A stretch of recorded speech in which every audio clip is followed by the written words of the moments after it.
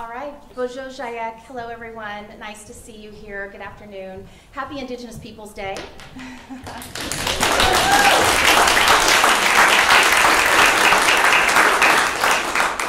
It's wonderful to see you all here. I want to start with a land acknowledgement. UCLA acknowledges the Gabrielino Tongva peoples as the original traditional caretakers of Tavangar, Los Angeles, and the Basin. As a land-grant institution, we pay our respects to the ancestors and our relatives, past, present, and emerging. We're deeply grateful to be on this beautiful land today, and I'm beyond excited to introduce my dean, Russell Korobkin, who's going to introduce our special guest. Thank you.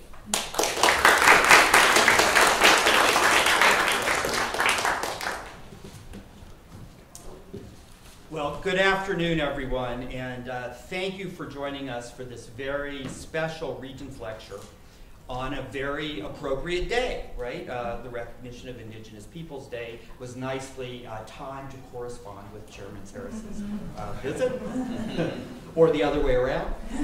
But we're happy to be able to have this wonderful lecture on this particular day. Our distinguished Regents lecturer today is Chairman Greg Sarris of the Federated Indians of Graton Rancheria Tribe, and his lecture is titled Tribal Leadership and the Future of Indian Country. When Chairman Sarris is finished with the lecture, we're going to have a reception just out in the courtyard right outside, so please join us for that as well. Chairman Sarris obtained his bachelor's degree in English right here at UCLA, summa cum laude, and then went on to complete his graduate studies at Stanford University, earning 2 master's degrees and a PhD in modern thought and literature. While at Stanford, Chairman Sarris was awarded the Walter Gore Award for Excellence in Teaching. He then came back here to UCLA to teach, becoming a full professor of English at UCLA, teaching creative writing, American literature, and American Indian literature. He then became the Fletcher Jones Professor of Creative Writing and Literature at Loyola Marymount University. And when he moved back to Northern California to serve his tribe, he then taught at Sonoma State University.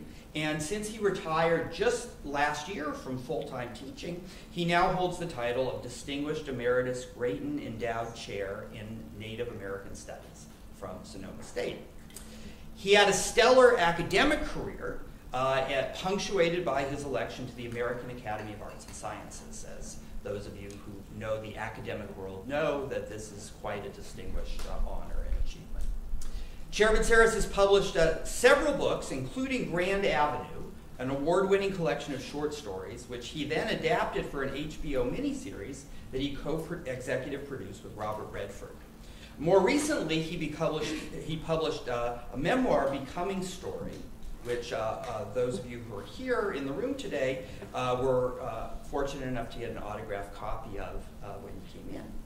Currently, he is executive producing a documentary biography on Joan Baez, and he also serves on the Board of Trustees for the Smithsonian National Museum of the American Indian.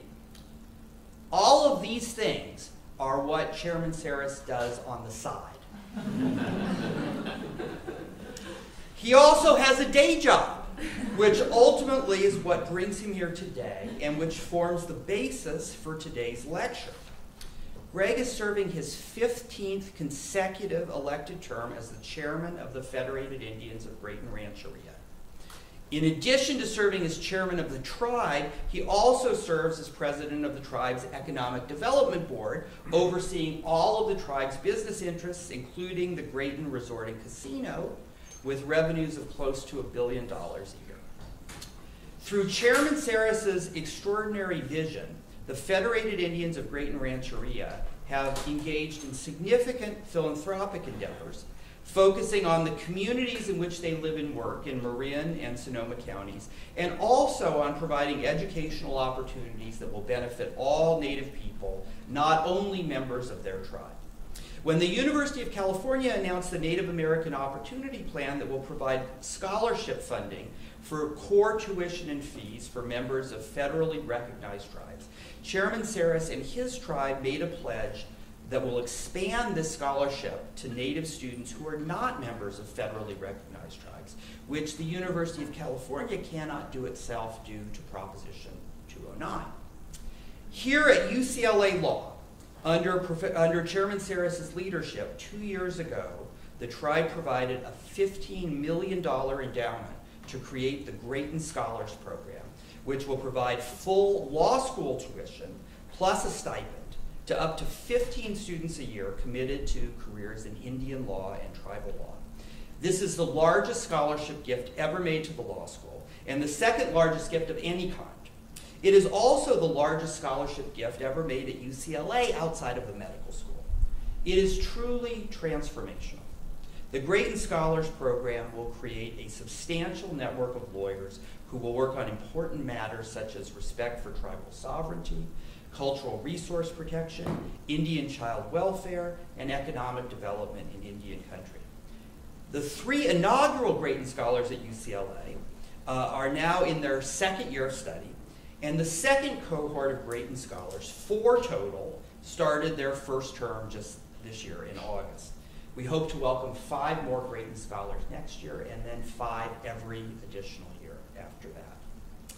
To support the training of these students, this year, the Federated Indians of Graton Rancheria funded 2 endowed chairs for UCLA Law's Native Nations Law and Policy Center in the amount of $4 million, creating the Greg Sarris Endowed Chair in Native American Law and the Carol Goldberg Endowed Chair in Native American Law.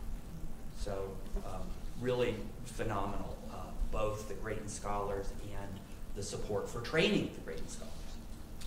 We are really grateful to Chairman Sarris and the tribe for their investment in legal education that will benefit Native peoples across the country, and also for their trust in UCLA law to implement their extraordinary vision. They could have created this extraordinary program, and it's really, truly extraordinary. They could have created it anywhere, and they chose to create it here, and we are profoundly grateful for their confidence and their trust in us. Please join me in giving a round of applause for our distinguished guest and Regent lecturer, Chairman Greg Sarris.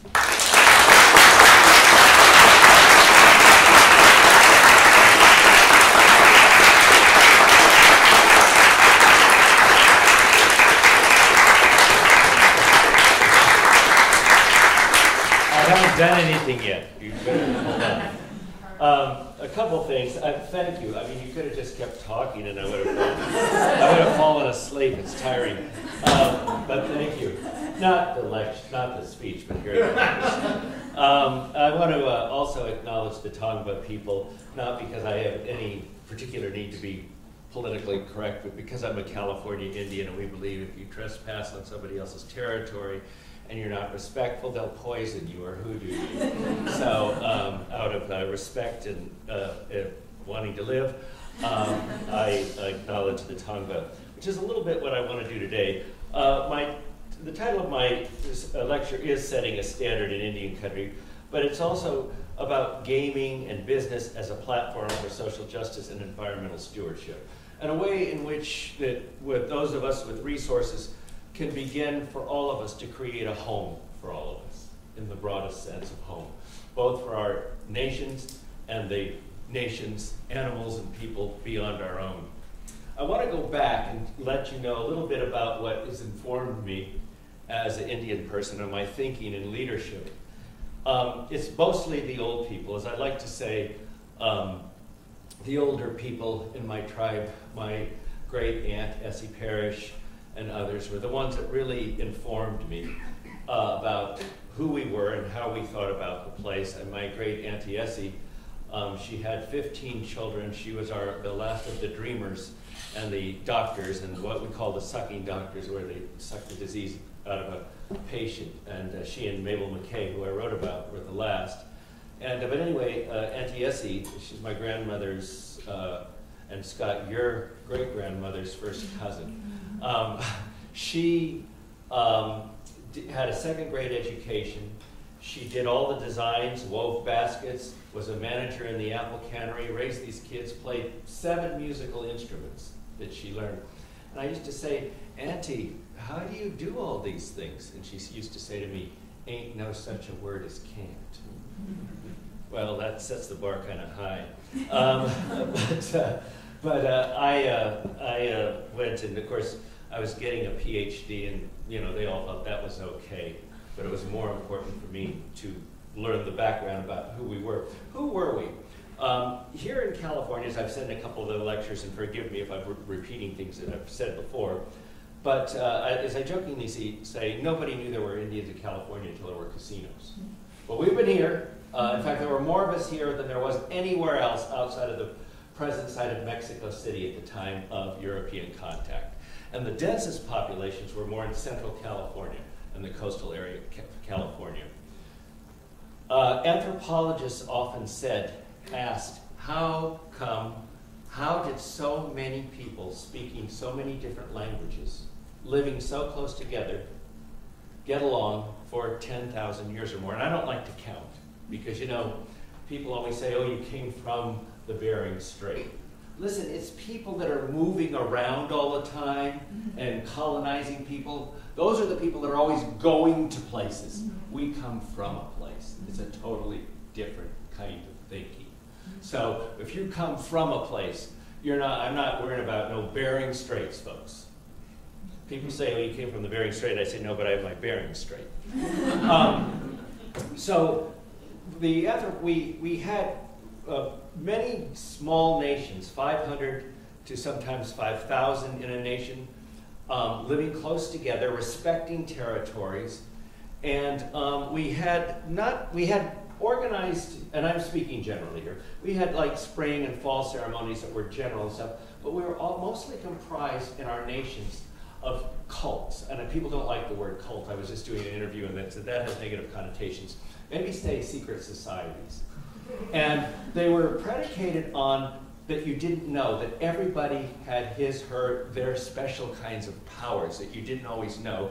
And that went along with our notion of life, that everything, a stone, a rock, a spring, trees, a grove, the animals, all had powers that you didn't know. So that if you violated them, things would come back on you. Likewise, if I might be a good person, but if you stole or did something to me, I have songs and things such that tomorrow your aunt or uncle or your father and mother might drop dead. All right, I used to hear the old people talk up on the res, and they'd sit around and talk, and coffee, we'd talk late at night, they'd say, so-and-so died, and one person would say, heart attack or stroke. So, the anthropologist said we were cultures predicated on fear and black magic. No, we were cultures predicated on profound respect for all life, because you were constantly reminded you weren't the center of the universe. Right? You're just part of it, and bad behavior will get you in trouble. Our word, a Southern Pomo word for white people, is palacha, or which means miracles. And I used to ask the old people again, why do you call white people miracles? And they said, because when they came, they were killing the animals, chopping down trees, killing people, and instead of getting punished, more of them kept coming. So we thought they were miraculous. Folks, I ask you today, is there anybody miraculous? You can't take one breath of air, take one drink of water that isn't poison today. It's all coming back on us in unimaginable ways right now. So the old people they had a pretty good idea. Well, my people, again, come from our southern Pomo, from southern Sonoma County, north of the Golden Gate Bridge, and Coast Miwok. There's no such thing as Coast Miwok or southern Pomo. Those are classifications by language families. Okay, the southern Pomo is a Hokan language. Coast Miwok is a Penutian language. We were nations, about 20,000 of us combined, but in separate sovereign nations, of, in our case, 500 to maybe 2,000 people.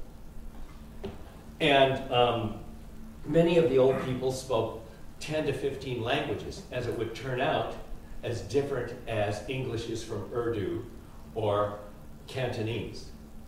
And I have a PhD in English and I can hardly speak 2 or 2.5. But the old people could speak many different languages. They had to because they were living close together.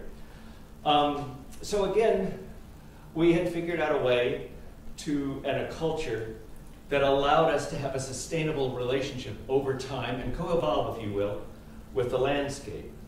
The Europeans came, and as you know, here in California, first the Spanish missions. And they took us into the missions. The first laws that they imposed upon us in my territory were a law against burning and a law against bathing. The burning, they thought we were burning the grass and the land so that their cows and horses couldn't eat. Folks, we know today we were doing what? Controlled burning. And if they kept doing it or got smart, we wouldn't be in half the trouble we are with the fires today. The second law they imposed upon us was a law against bathing. They didn't like nudity. So they put clothes on us and wouldn't let us bathe, which compounded our vulnerability to European diseases, right? So it was a very difficult time. And as I said earlier in a lecture in a law class today, speaking of laws, you know, the Spanish and the Portuguese in the New World here, they were Catholic, and the Pope forbid slavery. But they figured out a way. And using basically three tenets, indentured servitude, vagrancy laws, and convict leasing, they were able to enslave a whole new world. That is, if they didn't outright murder us. All right? So indentured servitude, they stole your land, dominated you, and then made you pay, work there to live there. Vagrancy laws, all about documentation. If you weren't documented, associated with a landowner, they put you in jail. Then convict leasing, they sold your labor. That was going on here in LA County into the 20th century. All right? In any event, let me keep going to see where we kind of get today. So then, of course, the Mexican Revolution, it took a while for the word to spread to the missions that they were secularized. The missions were secularized in 1834. And basically, they transferred ownership of the lands, the church, the missions, to Mexican generals. The first governor of California, Pio Pico, for which there's a boulevard named, was one of these people who kept slaves, Indian slaves, on his property. General Vallejo in our area did the same thing using those same three laws. They just ate the Spanish before them. They rebel against the Spanish for freedom, right? For freedom and independence. Sound familiar kind of on the East Coast? And then look what they do once they get in power. They replicate the same thing. Then, of course, California becomes a state in 1850. The first governor of California in Monterey says to the person he defeated, General Vallejo, what do I do with these Indians? Vallejo says, here, I'll help you write the law. The first piece of legislation enacted in the state of California was called the Act for the Government and Protection of Indians, which legalized Indian slavery using those same three tenets. General Vallejo said, this is what they did before me, this is what I did, this is what you could do. Even though you defeated me, I'll help you deal with the Indian people, the native people. That law added one special feature, and that is, with the permission of the parents, you could take the children.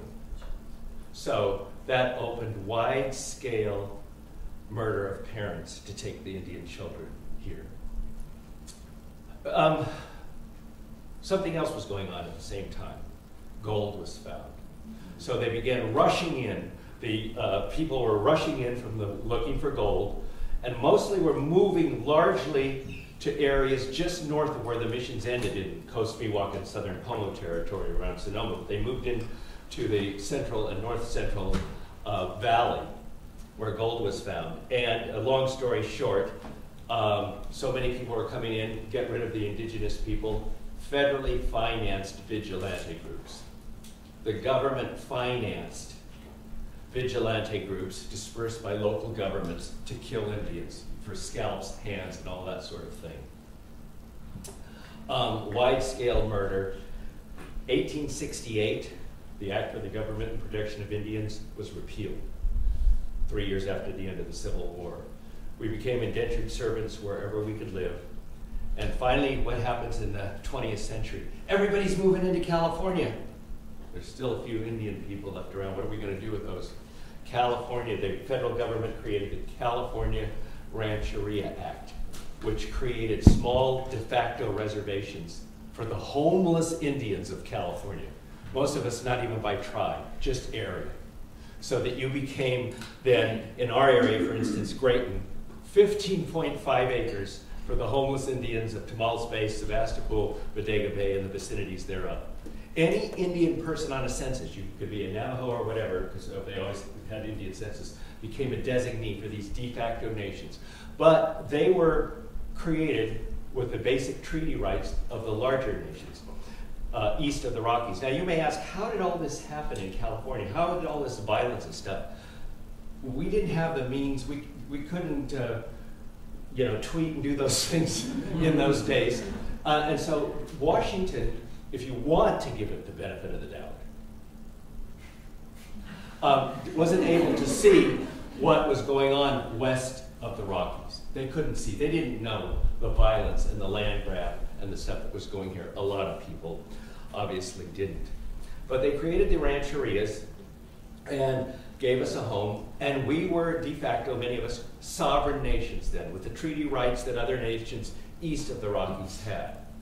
And we were collected there. Often it was out of the way places, not enough land, and we had to go wherever we could. Jumping way ahead, because there's so much to talk about, most of us, many of us, including many people in my family, ended up moving during World War II for the war effort into urban areas, into Los Angeles, into Oakland. Many Indians from all over the country moved into these areas to work in the war effort. And earlier, my grandmother and her sister, Scott's great-grandmother, were taken into Riverside. They were in the Sherman boarding school in Riverside. And they had earlier run away and hopped trains. In those days, people used to, on 30s, people used to hop the trains. We hitchhiked in the 60s. They hopped trains. And they got as far as East LA, and as we like to say in our family about Scott's family, his great-grandmother married a Mexican and populated half of East LA, but that's the family story. In any event, but 1958, more and more people are coming in. The federal government doesn't want to deal with us. So they come up with an idea of an updated version of the Dawes Act called the California Indian Rancheria Termination Act, where Indians by choice could have their reservation as private property. The government comes in, big deal for us who had, thousands upon thousands upon tens of thousands of acres. We have 15.5 acres, and all of a sudden they say, would you want it? We're going to give it to you. But you're going to lose your sovereignty and your status as a nation with your rights. Well, of course, when do they come and ask? It's supposed to be by consensus. That was one of the policies. That was part of the policy, that by consensus the tribes could choose. They come in August when we're all out harvesting fruit in our area with the work we did, and there's two older men left on the rancheria, neither of whom really understand the ramifications of Indian law. It's hard enough for most of us today. But when you're asked, would you like to own your land? It sounded good. And they said, sure, sign here. We come back from harvesting, we have nothing, we've lost our sovereignty. This was a classic California Indian story.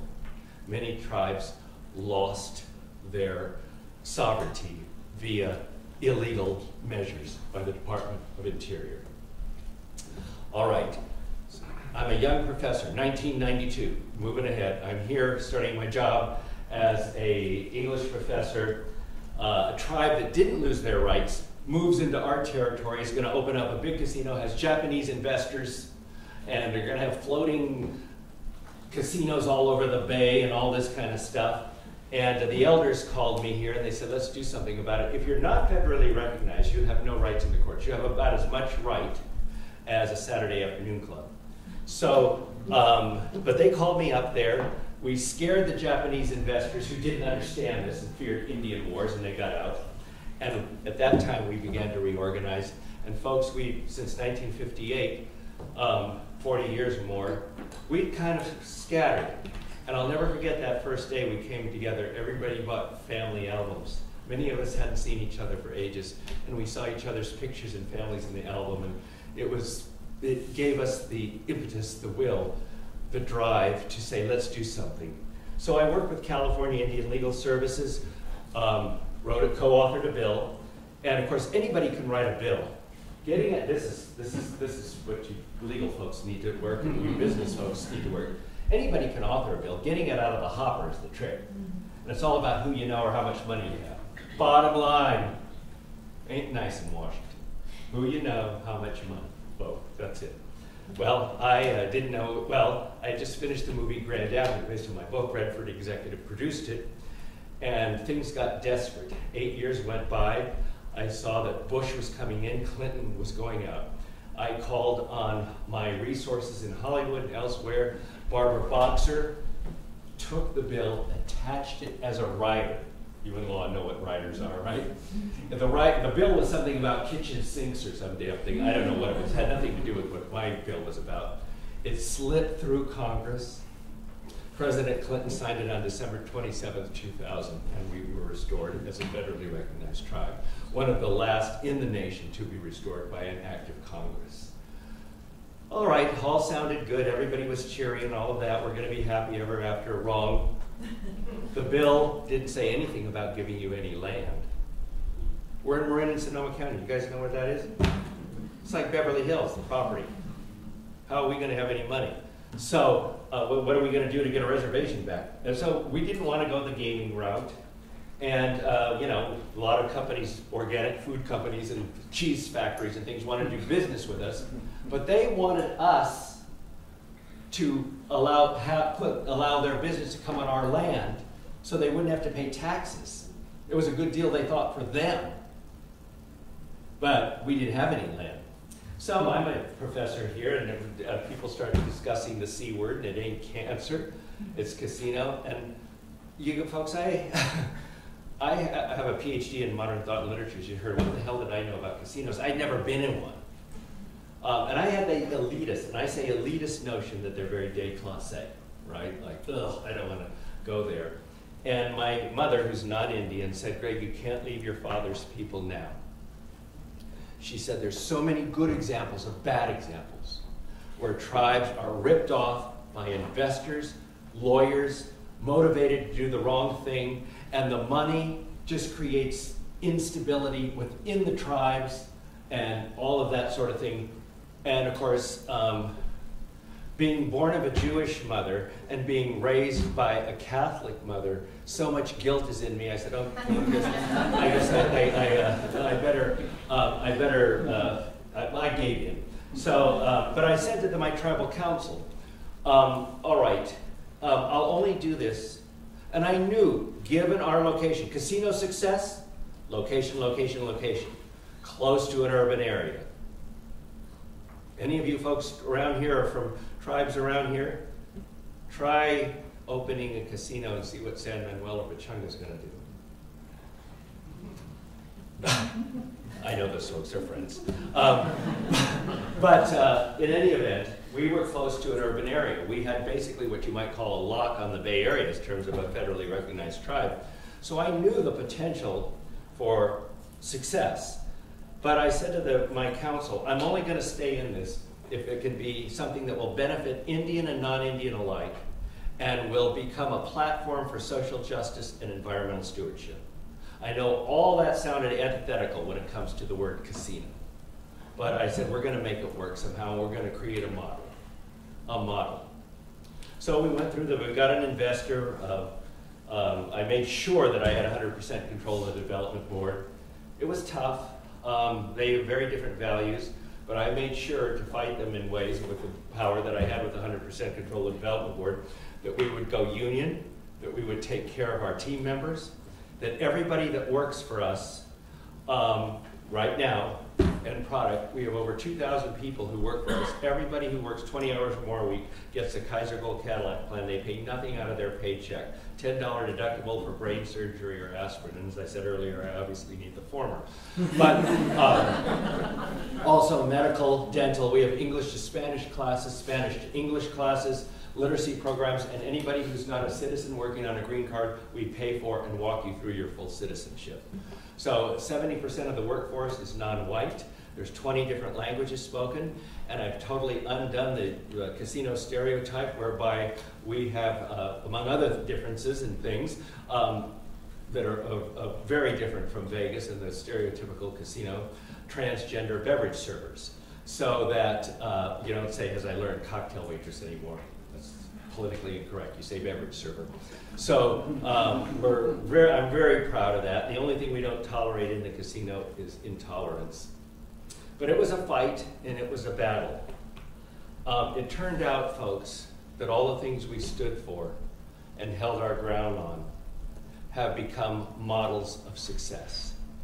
When your team members are happy and they're paid better than anybody else in the county, when their benefits are better than anybody else, is it any wonder that after 9 years of being open, that nearly 50% of the people that started with us are still with us? They're happy. You keep them happy. We talk to them. I make an effort to try to know everybody's names. I hear the stories, and it's quite marvelous. But the county also benefits. The county, when I did the compact with Governor Jerry Brown, you have to do a revenue share. And I worked out a deal with him where he would give a portion of our revenue share to the state, to the county and the city. A big portion, a lot of money, in addition to what we pledged to them. And it put us in a wonderful position because 60%, approximately 60%, it varies kind of by year depending on the agreement, but is money that we get to tell the city of Rohnert Park and the county of Sonoma how they're going to use. Power. Indian power. You wanted money, you need this money for that? Come ask Big Daddy. That's what's going to happen, and suddenly you have, then there's the trickle down effect. All the businesses, the hotel, there's been 3 or 4 hotels that have been built around the casino just to accommodate the people that are coming there. The taxes on those hotel rooms for the city of Rohnert Park has made what was a city that was 2 weeks from going into bankruptcy now the wealthiest city in the county. So again, where so many people were against the casino, now you try to find someone, they all say, we discovered it. So it's worked well. But what about Indian people? What about my people? We've turned in the last 12 years or so a near 80% dropout rate to 100% graduate from high school. And though there's per capita distributions, you have to be 18. That's federal law. We're regulated by the federal law. Though you have to be 18, you have to take a financial literacy course, a cultural literacy course, and you have to have a high school diploma to get the money. Where's Eliana? She just passed.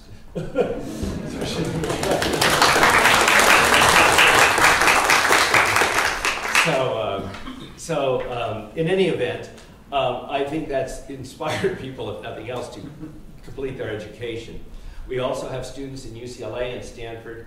Our folks are going to college. Anybody that wants to go to college, in addition to the per cap that you get, we pay your full room and board tuition. Anybody who does not have a home, we give you a down payment for a home. We have elder care. We have now also, and I'll get more into this, an extensive environmental program.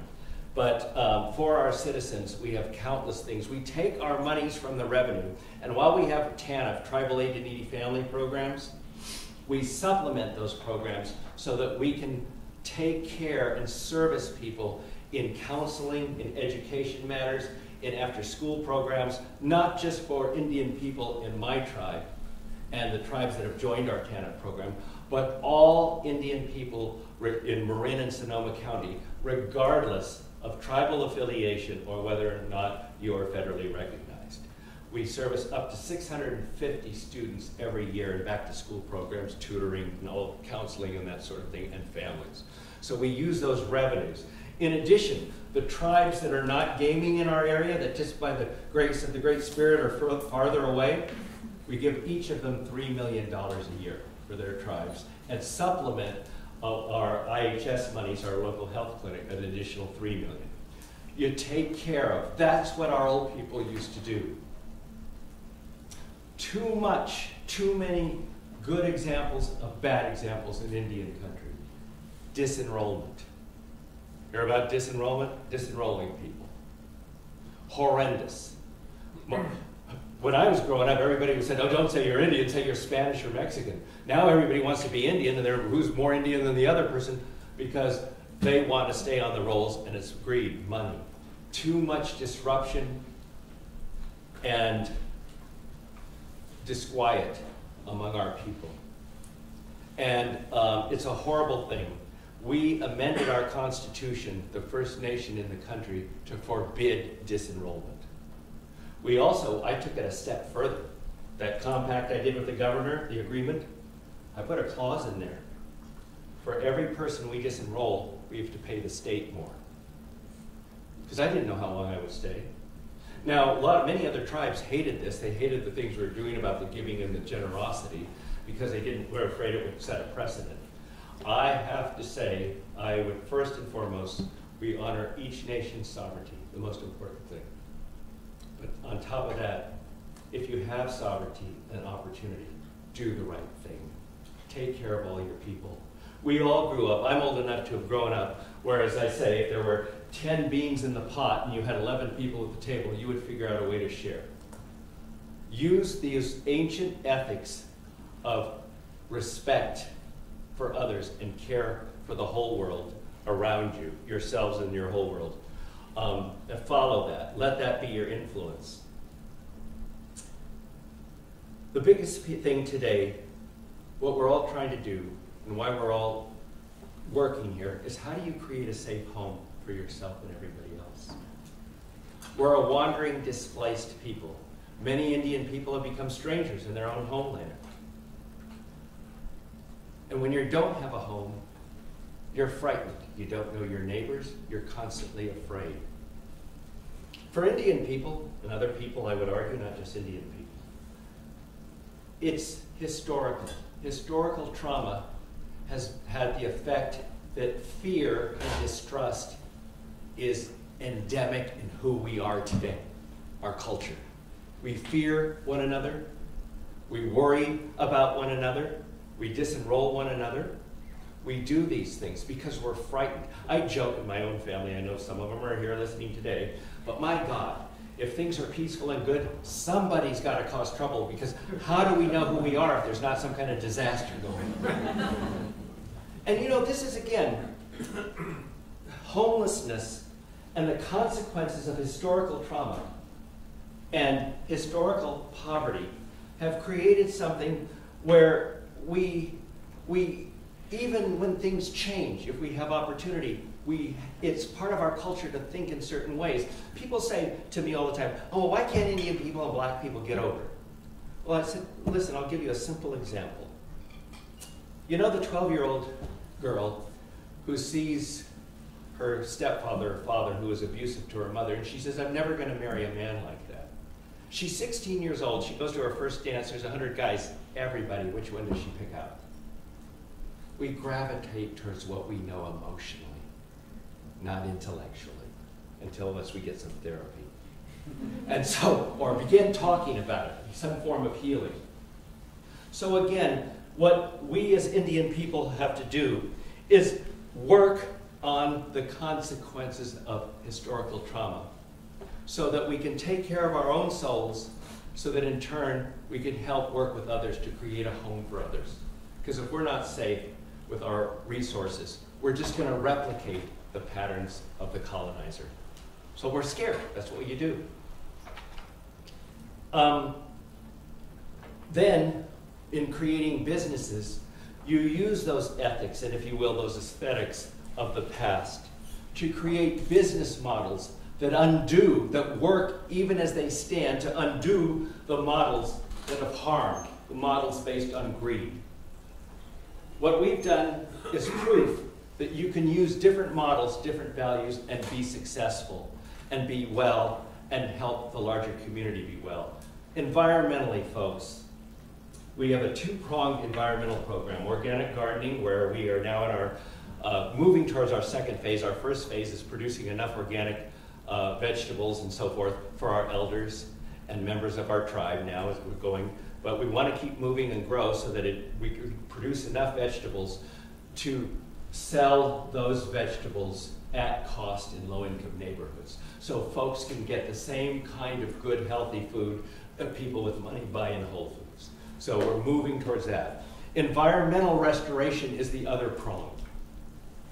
We've made precedent-setting co-management agreements 50-50 with regional parks, and most recently, Point Reyes National Park, 27,000 acres of coastland that we 50-50 co-manage with the federal government. There's a big article that has been repeated in the Atlantic by David Truer from USC that says just give it back to the Indian people. That's good in certain areas, but many areas, tribes don't have the resources to take care of that. So we need to partner in some ways where the government is tied in ways that they have to work with you to take care of it. Asking or depending on the government to come along and help you manage a park, I'm a little cynical. So if you can, we have to do what we can and move in every way we can to create a future. I know there's a lot of pessimism and so on about the state of the world today, but I believe that if there's more problems, it only means there's more opportunity to do something good. Get out there each morning, the sun comes up, get out there, folks, and kick ass. You got one day, a good day, do it. I remember again, my great aunt, Essie Parris, said, there ain't no such a word as can't. And if she, as an Indian woman born in 1902, could do what she did, work in the fields, work in the canneries, raise 15 children, travel 200 miles to doctor the sick, weave baskets that are in the Smithsonian, make 10 documentary films for Berkeley. If she can do that, I can't complain. I do, but I'm spoiled. So, you know. But anyway, our elders are our models. And by the way, for all of you, think of what your ancestors went through to get you here. And you're going to give up and whine? Here I'm laying the good old guilt on you, Jewish, Catholic, whatever you want to call it. You got nothing to whine about. Do something. Thank you, everybody. I'll answer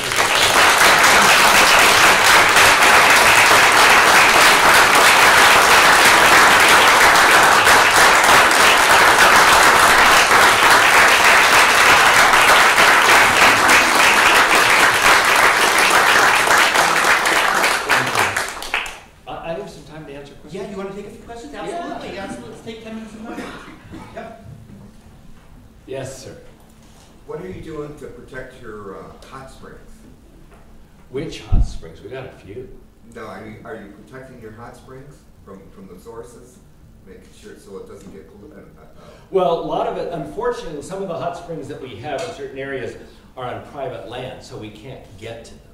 But water is a huge issue for us, obviously. And by the way, what's very interesting historically, you made me think of something that I wanted to talk about today, but I forgot. There's so much.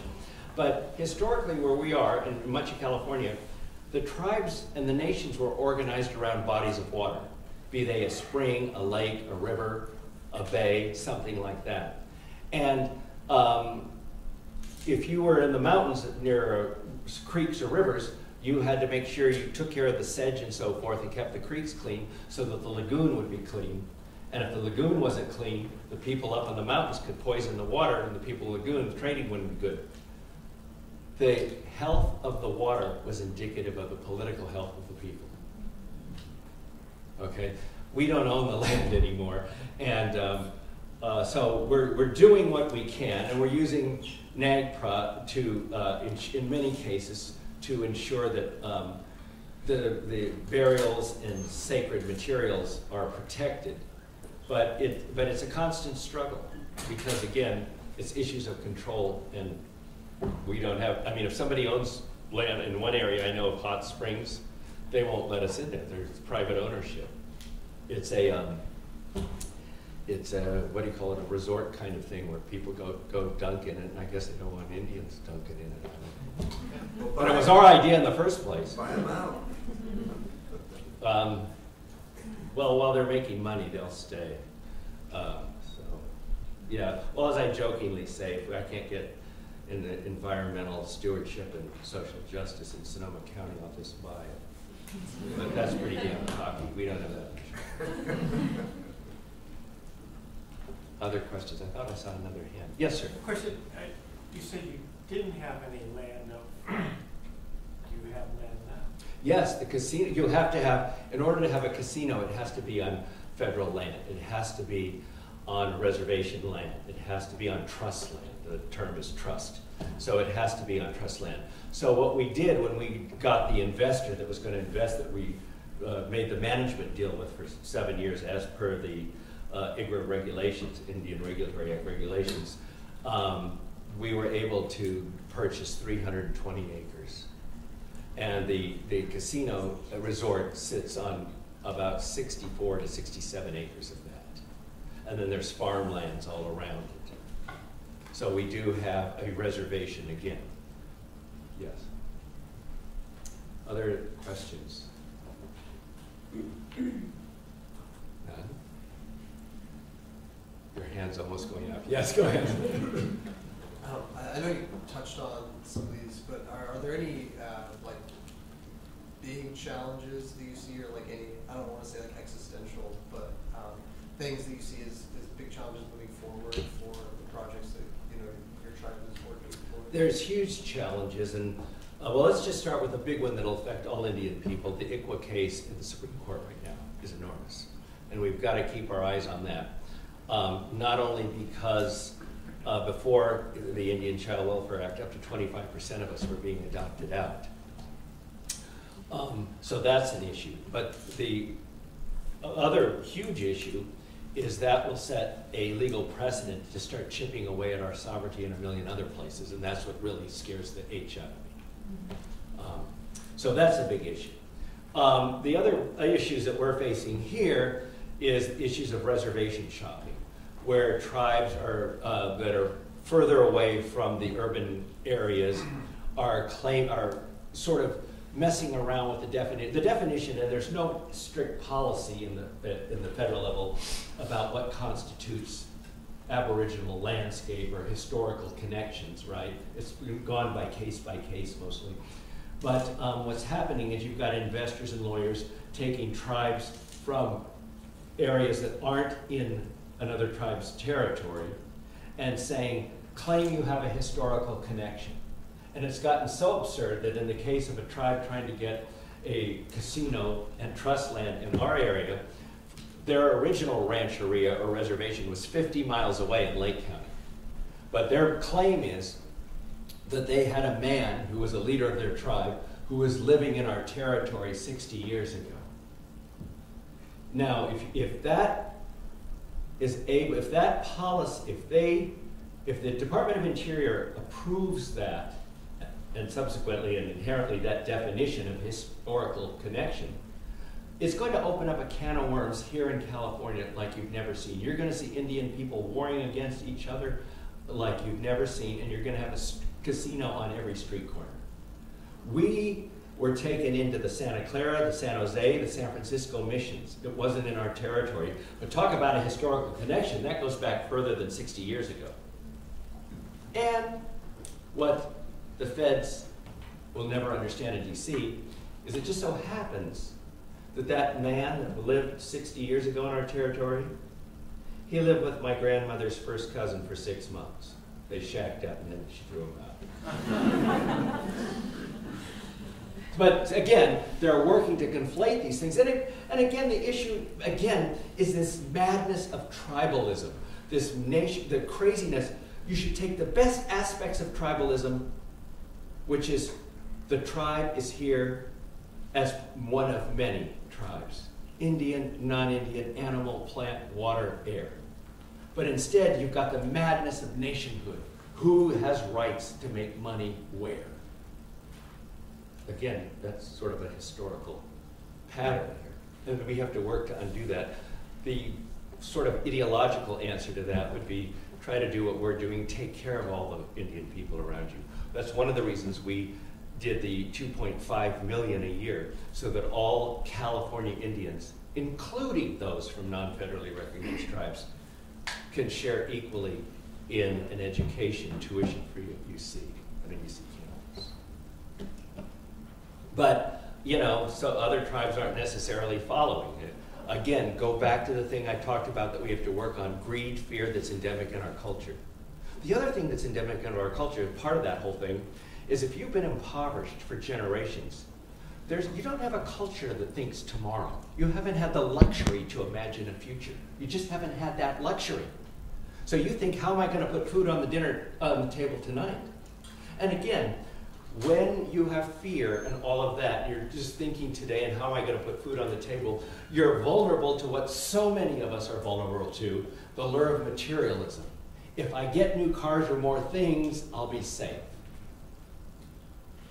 Right? I mean, the whole advertising industry is about that for everybody. But again, those of us who are poor, frightened, and come from cultures that have been traumatized historically, we are very vulnerable to those things, material things. And so, yes, ma'am. This is sort of a two-part question. You had mentioned before that all of your people were scattered when you first started getting together and trying to bring everyone together. So was the construction of the casino successful in bringing people back to live on your territory? Yes, in many ways it has been. That's a very good question, because we originally got together because it was our right to try to get the rights back. At least in my opinion, the casino resort was a second thought, third, fourth, fifth, eighth thought. All right, and we didn't start working on that until 2 or 3 years after we were restored and got our rights back and other rights to do that. But it did. What's happened is that it has brought a lot of our people back. Not as many as I would like. It's expensive there. And we are enabling people, elders and others, living elsewhere to get the benefits from that others that are living locally can get. And we're doing Zoom general council meetings and that kind of thing. COVID did something really interesting. All of a sudden, where you had to be present to come to the general council meetings and vote, now all of a sudden the attendance at our, we got a quorum in 2 seconds. So that's good. It's kind of maddening because especially if you're trying to conduct a meeting, you've got the people in the room and then you've got text questions and things coming in. So you're, but those who are far away don't want to give that up. So, yes. And how many tribal members do you have? We now have almost 1,000, I think 2 or 3 short of 1,500 enrolled members, all of whom are the descendants of 14 survivors, all of whom were women, all of whom were concubines of early Americans, out of a population that contact approximately 20,000. I'm sorry to say that is not an unusual story in California. Great, one more question? Yes. Oh, I'll take 2. Okay. That's pretty good. Yes. Can you comment on the propositions that are run this year, specifically 27? You know, that was the question. You know, it's amazing. This is the last lecture I've been given here. And at UCLA Law School, until now, nobody asked me. I can't go to a grocery store where I live without somebody. That's all right, Carol and everybody. Professor O'Reilly, your students are okay. They're very good, in fact. Yes, 27, hard no on 27. Because 27 is the corporates coming in here, out-of-state corporates, to do mobile sports betting. And again, just like the Iqua case, between us, Casino 101, 90% of your business in slot machines, 8 to 9% is in table games, 0.5 to 1% is in food and entertainment. You make more on a good Saturday night at Graton than 50 slot machines than the Madonna producer takes from a Madonna concert. Okay. California Indian gaming, as I said, is generating a larger annual revenue than the entire entertainment complex. So there's money. But sports betting isn't that lucrative. I mean, obviously it's money. But the danger here for Indian people is, again, infringement on our sovereignty. And if they are able to come in and voters allow them to have mobile sports apps, what's the next step? Class 3 gaming online. Our brick and mortar houses collapse. So again, I'm opposed to that. As a California citizen, I'm opposed to that because it's a lie. They're going to keep 90% of the profits and 10% is going to go to the homeless. That's what they're claiming, correct? Let's talk. Can we talk? All right, what about their loopholes? All their advertising, their operating fees, and all of their costs they can deduct from that 10%. Read the fine lines. What's left for the homeless? What's left for California? It's a joke and a ripoff, and not one job, because it's online and it's all operated out of state. Check me out. You think I'm making all this up? Proposition 26, strong yes. It would have allowed sports betting, will allow sports betting in our houses, but it's regulated. You have to come into the house to sports bet. Okay, and allow craps and roulette, which aren't legal. We have the roulette machines now, but they're faux roulette. But again, it would give us the opportunity to control that. The only thing we've had for self-sufficiency and anything else we have is gaming. And as with historically, anytime Indian people in the middle of being removed to Oklahoma and finding oil or whatever it is, we get something and there's money, they're right there on our tail. So they're not, these corporates are not going to come back. Look what happened here when we started doing Class 3 gaming. Vegas started trying to join us. They couldn't beat us, so they tried to join us. So again, hard stop. I don't think 26 is going to make it because it's confused. I'm a little upset with the coalition, the people I work with. We've given $30 million to them. Okay. In fact, in this election cycle in the state of California, we're the largest political donor, bar none. We just gave, and I'm very proud of this, but this will show you how big money is. The campaign in total for 26 and 27 is somewheres over $100 million, right? Huge. Proposition 1, that would enshrine women's reproductive rights in our state constitution, so far they have $9 million. We're going to win that. But 5 of that $9 million came from Graton.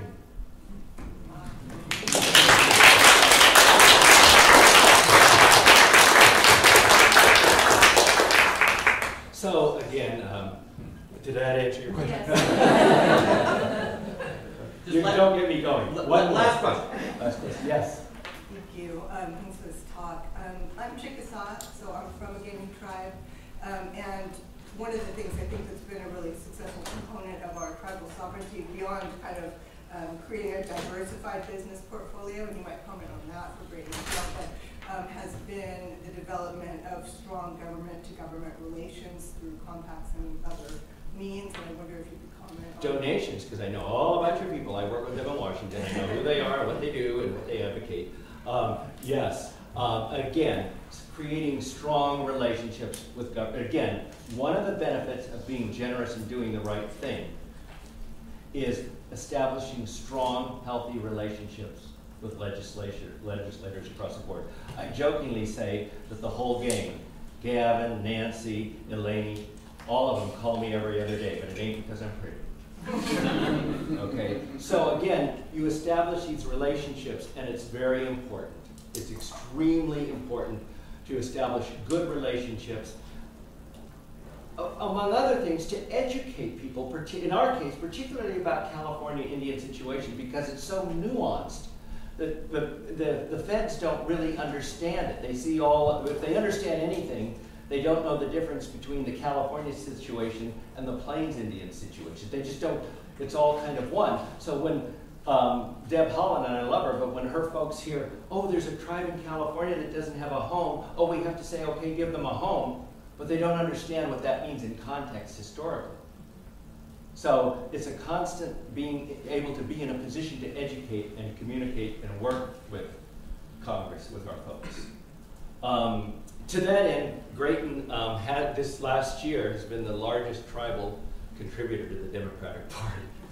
So, and then they all talk to you. But the diversification is important, and Chickasaw have done a wonderful job. I imagine, and I'm talking out of school here a little bit, but I imagine that the subsequent, because Texas has legalized gaming and you guys have your casino right on the border, I think you're going to be relying a lot more on your diversified projects. But we foresaw that. We knew that eventually that's vision. That's exactly right. And so much of what I'm talking about, and you've heard me talk about today, is thinking about the consequence, making decisions that give you options in the future. It's all about that. And you guys, you folks, the Chickasaw have done a very good. Of course, you've had much more land and area, and but you're a much larger tribe too. 1,500 people per tribe in California is a generally large tribe. We're one of the bigger, I think, I don't know, 5th or 6th or something like that. But I think San Manuel's 300 and something. I don't know. They're smaller. Yeah. And we're all related. Angela, my assistant, and Patricia sitting next to each other. Patricia works here, senior person in development here, Patricia Beegee. They're first cousins. I'm related to Scott and everybody. My great-great-grandfather, who was the last Coast Miwok medicine man, had 42 children.